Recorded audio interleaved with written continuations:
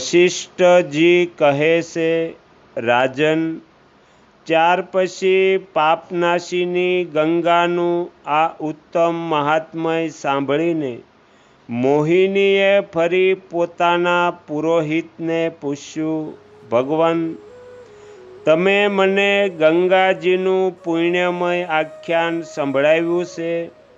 હવે હું એ સાંભળવા ઈચ્છું છું કે સંસારમાં ગયા તીર્થ કઈ રીતે પ્રસિદ્ધ થયું. પુરોહિત વસુ કહે છે, ગયા પિતૃતીર્થ છે. તેને બધા તીર્થોમાં શ્રેષ્ઠ માનવામાં આવ્યું છે. જ્યાં દેવ દેવેશ્વર પિતામહ બ્રહ્માજી સ્વયં નિવાસ કરે છે, જ્યાં શ્રાદ્ધની અભિલાષા રાખનારા પિતૃઓએ આ ગાથા ગાય છે. ઘણા પુત્રોની અભિલાષા કરવી જોઈએ, કેમ કે તેમનામાંથી એક તો ગયા જશે અથવા અશ્વમેઘ યજ્ઞ કરશે. દેવી, ગયાનું ઉત્તમ મહાત્મય સારથી પણ સાર વસ્તુ છે. હું તેનું સંક્ષેપમાં વર્ણન કરીશ.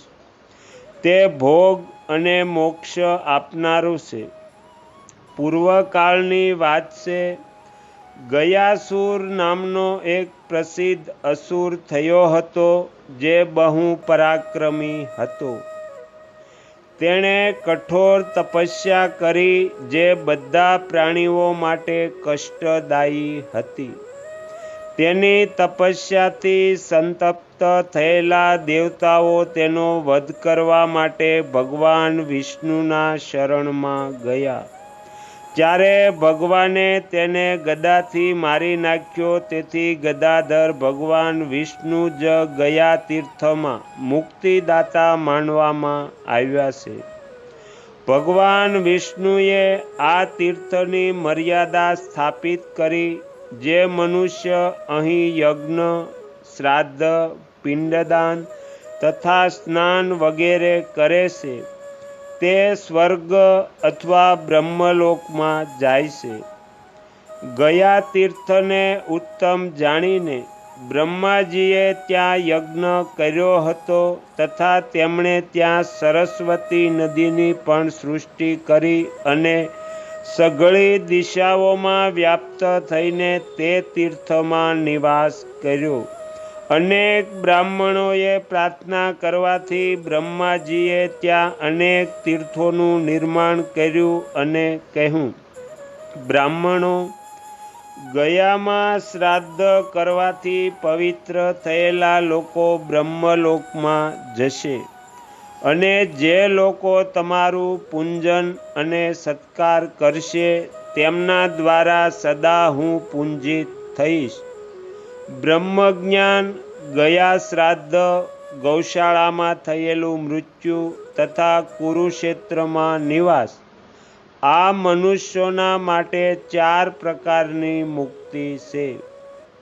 બ્રહ્મહત્યા, મદિરાપાન, ચોરી અને ગુરુપત્ની ગમન તથા આ બધાના સત્સંગથી થનારું પાપ, આ બધા જ ગયા શ્રાદ્ધથી નષ્ટ થઈ જાય છે. મૃત્યુ પછી જેમનો અગ્નિ સંસ્કાર થયો નથી, જે પશુઓ દ્વારા માર્યો ગયો છે, તે લોકો ગયા શ્રાદ્ધથી મુક્ત થઈને સ્વર્ગલોકમાં જાય છે. દેવી, આ વિષયમાં એક પ્રાચીન ઇતિહાસ સાંભળ્યો છે. ત્રેતાયુગમાં એક વિશાલા નામે પ્રસિદ્ધ રાજા થઈ ગયા. તેઓ વિશાલાપુરીમાં રહેતા હતા. તેઓ પોતાના સદ્ગુણના કારણે ધન્ય માનવામાં આવ્યા હતા. તેમનામાં ધૈર્યનો વિલક્ષણ ગુણ હતો. તેમણે શ્રેષ્ઠ તીર્થ ગયાશીરમાં આવીને પિતૃયાગ આરંભ કર્યો. તેમણે વિધિપૂર્વક પિતરોને પિંડદાન આપ્યું. એટલામાં તેમણે આકાશમાં ઉત્તમ આકૃતિથી યુક્ત 3 પુરુષોને જોયા, જે ક્રમશ શ્વેત, લાલ અને કાળા રંગના હતા. તેમને જોઈને રાજાએ પૂછ્યું, તમે લોકો કોણ છો? શ્વેતે કહ્યું, હું તમારો પિતા શીત છું. મારું નામ તો શીત છે જ. મારા શરીરનો વર્ણ પણ શ્વેત છે. સાથે સાથે મારા કર્મ પણ શીત એટલે ઉજ્જવળ છે. અને આ જે લાલ રંગનો પુરુષ દેખાય છે તે મારા પિતા છે. તેમણે બહુ નિષ્ઠુર કર્મ કર્યા છે. તેઓ બ્રહ્મ હત્યારા અને પાપપરાયણ હતા. અને તેમના પછી આ જે ત્રીજા સજ્જન છે તે તમારા પ્રપિતામહ છે. એ નામથી તો કૃષ્ણ છે જ, કર્મ અને વર્ણથી પણ કૃષ્ણ છે. તેમણે પ્રાચીન કાળમાં અનેક ઋષિઓનો વધ કર્યો છે. આ બંને પિતા અને પુત્ર અવિચી નામના નગરમાં પડેલા છે. અવિચિક નામના નરકમાં પડેલા છે. તેથી આ મારા પિતા અને આ બીજા તેમના પિતા, જે દીર્ઘકાળ સુધી કાળા મુખથી યુક્ત થઈને નરકમાં રહ્યા છે. અને મેં પોતાના શુદ્ધ કર્મના પ્રભાવથી ઇન્દ્રનું દુર્લભ સિંહાસન પ્રાપ્ત કર્યું હતું. તારા જેવા મંત્રજ્ઞ પુત્ર દ્વારા ગયામાં પિંડદાન કરવાથી અમે ત્રણેય મુક્ત થઈ ગયા. એકવાર ગયા જવું અને એકવાર પિતરોને પિંડ આપવા પણ દુર્લભ છે. પછી હંમેશા ત્યાં રહેવાનો અવસર મળે એના માટે તો કહેવું જ શું. દેશકાળના પ્રમાણ અનુસાર ક્યાંક ક્યાંક મૃત્યુ પછી 1 વર્ષ પસાર થયા બાદ પોતાના ભાઈ બંધુ પતિત પુરુષોના માટે ગયા કૂપમાં પિંડદાન કરે છે. એકવાર કોઈ પ્રેતરાજે એક વૈશ્યને પોતાની મુક્તિ માટે અનુરોધ કરતા કહ્યું, તમે ગયા તીર્થના દર્શન કરીને સ્નાન કરી લેજો અને પવિત્ર થઈને મારું નામ લઈને મારા માટે પિંડદાન કરજો.